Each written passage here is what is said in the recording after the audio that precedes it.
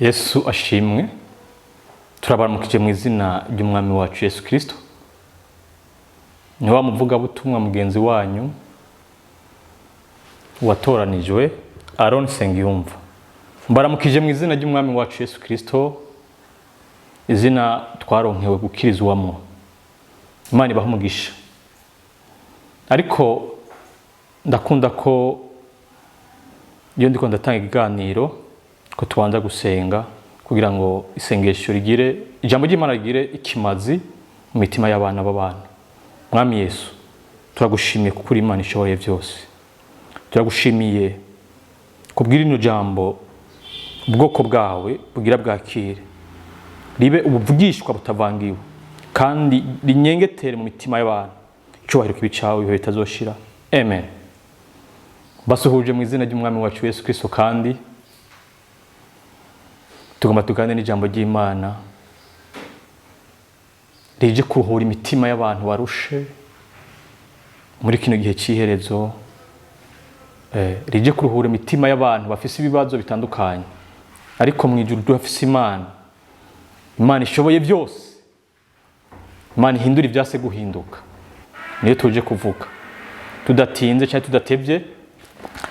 Dushome igitabo ubutumwa bwiza ubwo bwanditse na Matayo umurongo wa 19 ku murongo wa 26. Turasoma mu izina ry'umwami wacu Yesu Kristo. Yesu arabitegereza arababwira ati, kubw'abantu icyo ntigishoboka, ariko ku Mana byose birashoboka. Ahandi sinza kwenda kuhasoma, mu Baheburayo igice 11 ku murongo wa 1.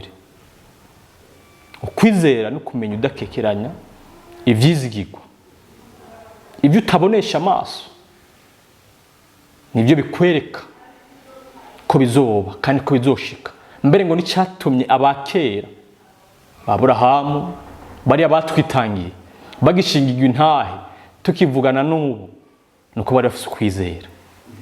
Nawe ugira ukwizera, Imana irakugirira neza uno munsi. Imana ishimwe cyane. Ijambo ry'Imana tugiye dushangire uno mwanya no kwerekana ko ibyo umazemo igihe, ibyo umazemo iminsi myinshi utabonera inzira, ukoresheje amaso yawe, ukuri ku Imana ibyo ntibishoboka, ariko ku Mana byose birashoboka. Ariko condition, icyitegererezo canke notable, ugira ukwizera. Baheburayo 11 ku murongo wa 1 ngo ukwizera no kumenya udakekeranya ivyizigirwa, ukwizera no kumenya udakekeranya ibyo bakuvugishijweko, ukwizera no kumenya udakekeranya amasezerano Imana igufiseko ko ari ukuri kandi ko adatinze gushika. Abakuki niwe yavuze ngo ivyerekanywe byose bifite igihe byashingiwe kandi byihutira kugishikaho. Ubirorereye wihangaye, kuko Imana ntibesha. Imana nta narimo yigeze ibesha. Narasomye kuva mu itanguriro gushika mu byahishuriye Yohana, nta nagihe na kimwe twigeze tubona Imana ibesha. Imana ntibesha. Twatangwe kuvuga ngo mu Matayo 19:26 Yesu arabitegereza aravuga ngo kubw'abantu ibyo ntibishoboka. Sinzi wowe ibyo uri kuracamo, sinzi ibibazo wahuye nabyo, sinzi ikibazo urimo. Kubw'abantu muturanye, kubw'abantu mubana, ibyo ntibishoboka, ariko ku Mana yo mwijuru, Imana twiringiye, byose birashoboka. Singiye gusoma, ariko kuvayo igice cya 2 kijya gice cyose turabona Mose akivuka, harageze igihe baramuhisha umwami Farawo, baramuhisha. Haragera igihe mama wiwe biranka kamuhisha kuko yaramaze gukura. Hanyuma amaze gukura avuga ati je biranse kumuhisha kabisa, biranse. ahita aramuta. Nshatse kuvuga gute? Umugambi Imana ikufite ko nubwo abantu abansi abagenzi famiye umuryango bo kwanka, Imana yo ntikwanka. Imana iradukunda twese. Hanyuma ko Mose yari uwisezerano, Imana iramukikiza, Imana iramuhisha. Tugiye gusoma neza turabona ko umukobwa wa Farawo agiye kwiyuhakira ari kumwe n'incoreke. Incoreke muri kino gihe cya none ni bari aba protocole canke abasekirite nibo bariko baragendana. Ariko abona agatebo kariko karagenda. Avuga ati mungende murabe ikintu kiri muri kajya gatebo. Ngo baruburura ngo basanga harimo umwana ari kararira. Kuko nyina wiwe yari yabuze uburyo ashobora kumuhisha. Ariko kuko Imana idukunda, kuko Imana twitwararitse. Haleluya. Kuko Imana idukunda, yarahishije Mose kugeza aho Imana iramurokora. Umukobwa wa Farawo avuga ati nimumuzane. Ararondera umuntu yomurera. Baca barondera wa nyina wiwe nyene. Ngo genda underere uno mwana. Genda underere uno mwana ngo kandi nzokugerera. Mwibuke ko yari nyina wiwe. Tatanguza ijambo ry'Imana rivuga ngo kubwa abantu ibyo habiweze kandi ariko kumana birashoboka. Witinya ntukige intege ibyo urimo byose. Kubwa abantu ntibishoboka ariko kumana birashoboka. Abaheburayo 11 niko twasomye ku murongo wa mbere uza kuhisomera. Ariko ibyo byose bisobokera abizeye. Ukwizera no kumenya udakekeranya ivyizigirwa. Ibyo utabonesha amaso, ibyo bakubwiye utarabona, ibyo bakuvugishije kutarabona biriho. Ikibazo kibiteye n'umwanya mwisi y'imwemo biriho kandi yaravyanditse. Ibyo utabonesha amaso nukuri ko Imana biriho. Ntutinye ntugire ubwoba. Imana si umuntu ngo ibeshe canke si umwana w'umuntu ngo yivuguruze. No kubikora izobikora. Ariko ukwizera no kumenya udakekeranya ibyizigirwa. Mbere n'icyatumye Rahabu umumaraya bari abatasi babiri bari baje gutata kijya gihugu nuko yari afise ukwizera. Kwizera ni kumuraba ngo n'umunyabyaha. Akare na kare ngo ukwizera umugororotsi azobeshwaho no kwizera. Sinzi ibyo uri kuracamo, sinzi ibyo waciyemo. Birashoboka. Ibidashobokera abana b'abantu kumana birashoboka. Dawidi yari umuntu mutoya, yari umuntu atacashoboye, yanegerejwe, yasuzugwa na benshi. Ariko kubwo yari afise ukwizera, kuko yari afise Imana muri we, aravuga ati je ndafise Imana, kiriya kigatanya Goliyati ndashobora kugitera ibuye, ndashobora kucica. Nubwo cananiye abagenerale abahambaye bisi, ndashobora kukinesha. Sinzi ko murasoma neza. Ugiye kuraba neza, Dawidi yateye ririya buye Goliyati ari mutera mu gahanga. Mu bisanzwe umuntu y'umuteye ibuye yategezwa gugwa agaramye. Ariko murasoma neza, Goliyati mu gugwa hasi yaguye yubamye. Mu yandi majambo hari ubushobozi bw'Imana bwari muri iryo buye. Iyo rero uhagaze mu Mana ukagendera ikijambo ry'Imana rivuga, Imana ikora ibyo abantu bose bamenya yuko bidashoboka.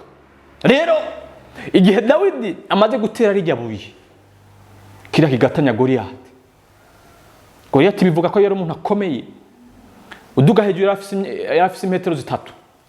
Mu ntambwe yari afise imetero 2. Ikoti yonyene yambaye yari pimiri 70. Urumva ko yari umuntu wizindi imbaraga, umuntu yari yateye ubwoba abantu bose. Ariko umuntu w'Imana ari mu buntu bw'Imana, Dawidi aravuga ati ngiye kugugwanya mu izina ry'umwami wacu Yesu Kristo w'i Nazareti. Nawe aho uri ico kibazo urimo uvuga ati nze kukugwanya mu izina ry'umwami Yesu wacu Yesu Kristo, kuko haracari ibyizigiro. Na Yobu yaciye mu bintu byinshi bitandukanye, ariko arashikama. aranesha. Morodekayi yari yagombye kugirirwa nabi na Hamani kandi nta cyaha yari afise. Bishoboka yuko bariko barakuturatuza, bishoboka yuko hari ibyo uri kuracamo byinshi cyane kandi atani cyaha ufise, ariko mu ijuru dufise Imana twiringiye, Imana atari Bayali, Imana atari Dagoni, ishoboye gukora ibirengeye ibyo abantu bakwibazaho. Kubw'abantu ntibishoboka, ariko kubw'Imana binawezekana. Uri kuranyumva umbwire amen. Kubw'abantu ntibishoboka, kuko Hana yasenze igihe cyinshi. Ushoboka yuko ufise ibibazo byo kubura abana, by'ubutayu, byo kubura ibifunguro, ariko ndakuzaniye inkuru. Hana yarasenze baramushinyagurira, ariko havuye inyishu. Koruneliyo nawe aravuga ngo kuko yari yarasenze, Koruneliyo yari umugabo yisha wasudijana, yarasenze Imana ituma umumarayika ngo ati genda ubwire Koruneliyo ngo ugusenga kwawe Koruneliyo kumviswe. Mu yandi majambo, wewe wasenze, iki ni igihe cyawe,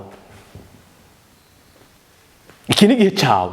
Ikibazo abantu dufise abakristo ba kino gihe, baba bavuga butumwa, baba pastori, babivuga ku munwa gusa bitababamo. Bavuga ijambo ry'Imana ku munwa gusa ariko bitababamo. Ariko iyo uvuze ijambo ry'Imana ukaryakira mu mutima, ibyo wakire byose byambara umubiri bikagaragara amaso y'abantu.